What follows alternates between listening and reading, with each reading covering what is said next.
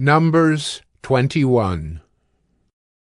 When the Canaanite, the king of Arad, who lived in the Negeb, heard that Israel was coming by the way of Atharim, he fought against Israel, and took some of them captive. And Israel vowed a vow to the Lord, and said, If you will indeed give this people into my hand, then I will devote their cities to destruction. And the Lord heeded the voice of Israel, and gave over the Canaanites, and they devoted them and their cities to destruction. So the name of the place was called Hormah. From Mount Hor they set out by the way to the Red Sea, to go around the land of Edom. And the people became impatient on the way, and the people spoke against God and against Moses. Why have you brought us up out of Egypt to die in the wilderness? For there is no food and no water, and we loathe this worthless food. Then the Lord sent fiery serpents among the people, and they bit the people, so that many people of Israel died. And the people came to Moses and said, We have sinned, for we have spoken against the Lord and against you. Pray to the Lord that he take away the serpents from us. So Moses prayed for the people, and the Lord said to Moses, Make a fiery serpent and set it on a pole, and everyone who is bitten when he sees it shall live. So Moses made a bronze serpent and set it on a pole, and if a serpent bit anyone, he would look at the bronze serpent and live. And the people of Israel set out and camped in Oboth.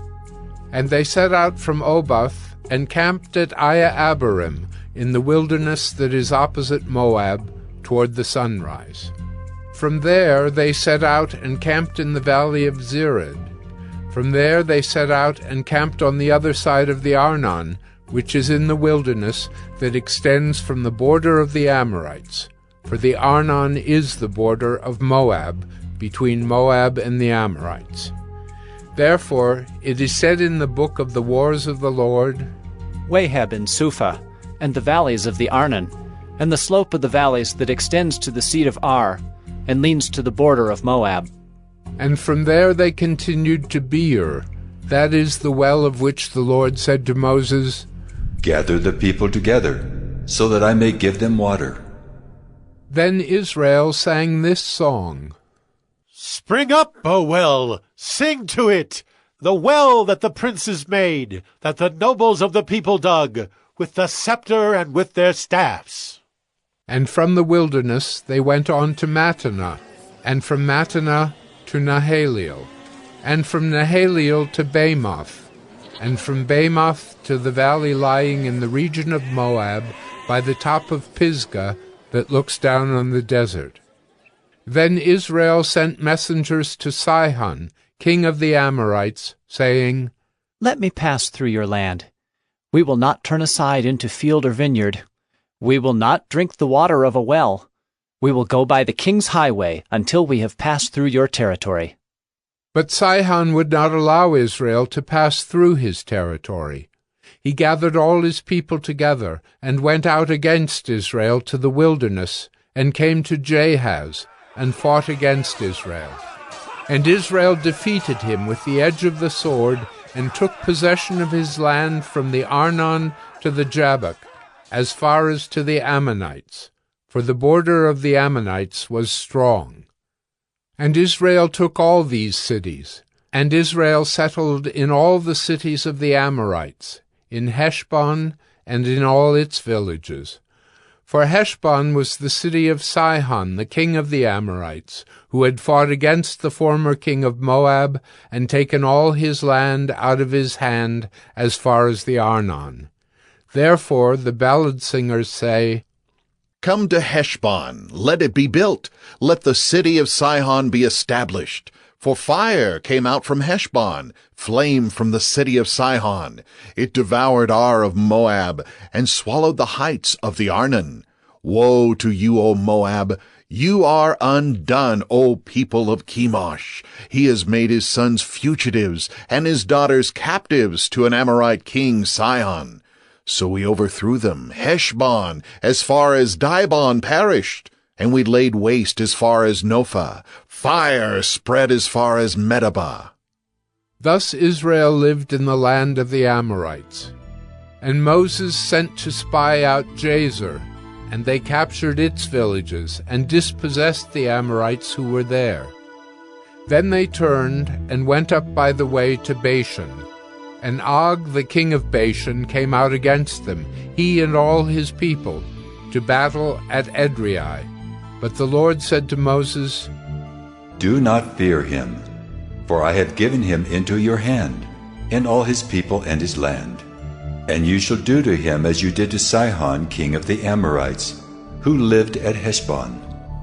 So they defeated him and his sons and all his people, until he had no survivor left, and they possessed his land.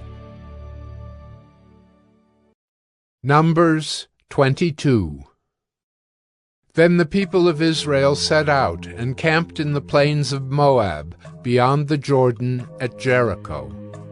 And Balak, the son of Zippor, saw all that Israel had done to the Amorites. And Moab was in great dread of the people, because they were many. Moab was overcome with fear of the people of Israel.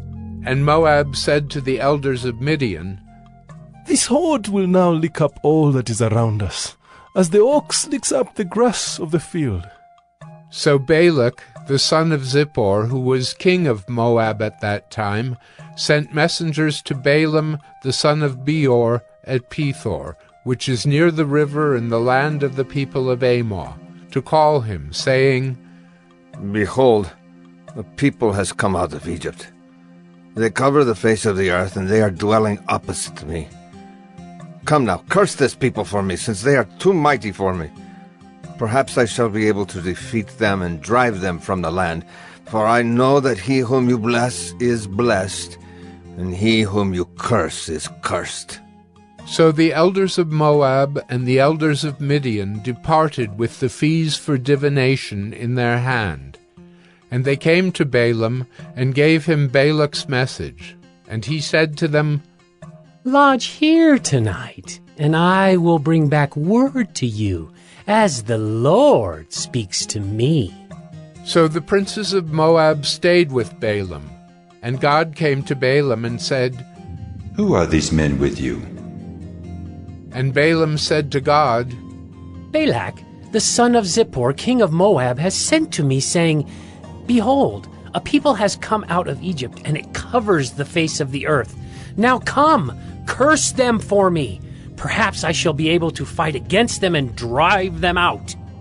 God said to Balaam, You shall not go with them. You shall not curse the people, for they are blessed. So Balaam rose in the morning and said to the princes of Balak, Go to your own land, for the Lord has refused to let me go with you.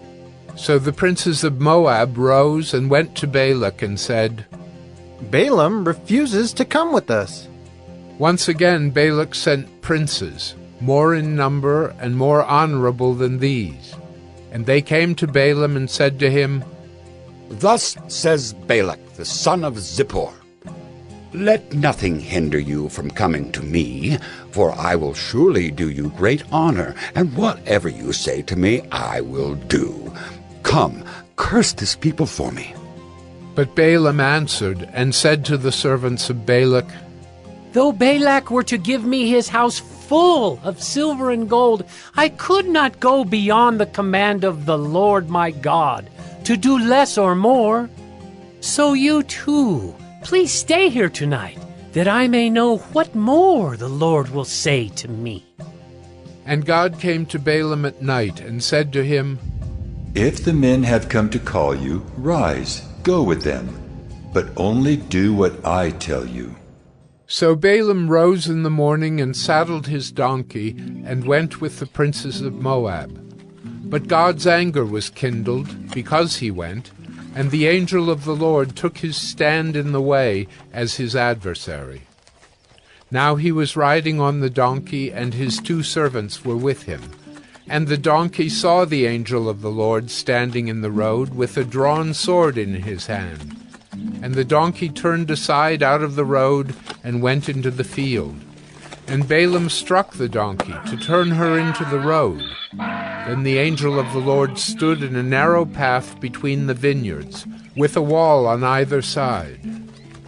And when the donkey saw the angel of the Lord, she pushed against the wall, and pressed Balaam's foot against the wall. So he struck her again. Then the angel of the Lord went ahead and stood in a narrow place, where there was no way to turn either to the right or to the left. When the donkey saw the angel of the Lord, she lay down under Balaam, and Balaam's anger was kindled, and he struck the donkey with his staff. Then the Lord opened the mouth of the donkey, and she said to Balaam, "What have I done to you, that you have struck me these 3 times? And Balaam said to the donkey, Because you have made a fool of me, I wish I had a sword in my hand, for then I would kill you. And the donkey said to Balaam, Am I not your donkey, on which you have ridden all your life long to this day? Is it my habit to treat you this way?" And he said, No. Then the Lord opened the eyes of Balaam, and he saw the angel of the Lord standing in the way, with his drawn sword in his hand. And he bowed down and fell on his face. And the angel of the Lord said to him, "Why have you struck your donkey these 3 times? Behold, I have come out to oppose you, because your way is perverse before me. The donkey saw me and turned aside before me these 3 times. If she had not turned aside from me, surely just now I would have killed you and let her live." Then Balaam said to the angel of the Lord, I have sinned, for I did not know that you stood in the road against me. Now therefore, if it is evil in your sight, I will turn back. And the angel of the Lord said to Balaam, "Go with the men, but speak only the word that I tell you." So Balaam went on with the princes of Balak. When Balak heard that Balaam had come, he went out to meet him at the city of Moab, on the border formed by the Arnon, at the extremity of the border. And Balak said to Balaam, Did I not send to you to call you? Why did you not come to me? Am I not able to honor you? Balaam said to Balak, Behold, I have come to you. Have I now any power of my own to speak anything? The word that God puts in my mouth, that must I speak. Then Balaam went with Balak, and they came to Kiriath-Huzoth. And Balak sacrificed oxen and sheep, and sent for Balaam and for the princes who were with him. And in the morning Balak took Balaam, and brought him up to Bamoth Baal, and from there he saw a fraction of the people.